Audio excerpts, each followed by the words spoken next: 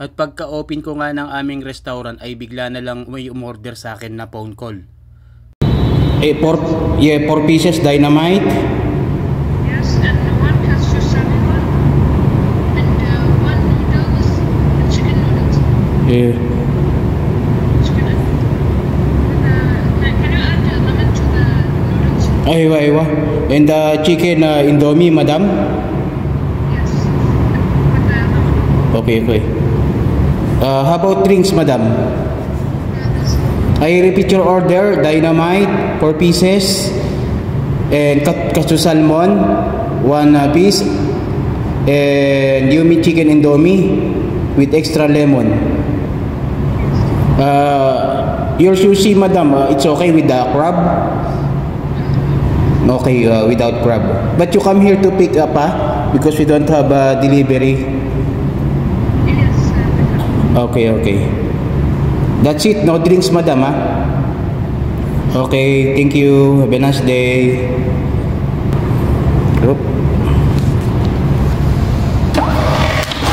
Aywa, mashallah. At pagka-print ko nga pre ng order ni madam ay diretso na po ako sa kusina at eto na nga at pinaspasan ko ng paggawa ng sushi niya. Buti na lang magaling tayo sa English Carabao mga pre. At ang halos karamihan kasi ng request ng customer namin dito na sushi ay without crab. Or hindi kasi sila kumakain minsan ng raw. Kaya more on cook ang aming mga sushi mga pre. Minsan may naghahanap din po na raw na sushi na sashimi or nigiri. Pero minsan lang naman po. Pero more on cook ang aming pinapalaman sa aming sushi. At ito na nga at ginawa ko na ang katsu salmon ni madam. At pagkatapos ko nga pong ilagay sa lahat ng breading at nilagyan ko ng mga coat ay ready na natin iprito yan mga pre. Mga 3 to 4 minutes lang ay well done na yan. And after nyan ay ilalagay din natin syempre sa may tissue para madrain pa ang mantika. Habang hinihintay natin na madrain yan ay pinortion ko na tong dynamite shrimp ni madam without crab. At kinat ko na rin ang ating katsu salmon na 5 pieces. At after nyan mga pre ay lalagyan ko lang po ng mga toppings yan and then ng mga sauces ng dynamite or spicy mayo or sriracha mga pre. And then mix ko lang yan and then ilalagay ko na po sa ating ibabaw ng ating maki.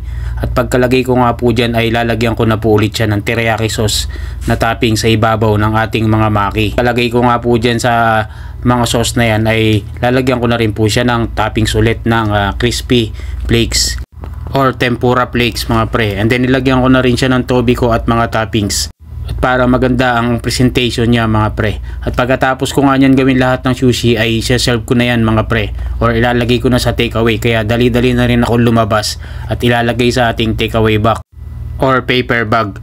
Dito kasi sa amin mga pre ay pwede silang mag-request ang aming mga customer lalo na't mga regular. Pwede silang umorder by phone and then pipick upin na lang nila. Thanks for watching. Please follow and share my vlog. Right.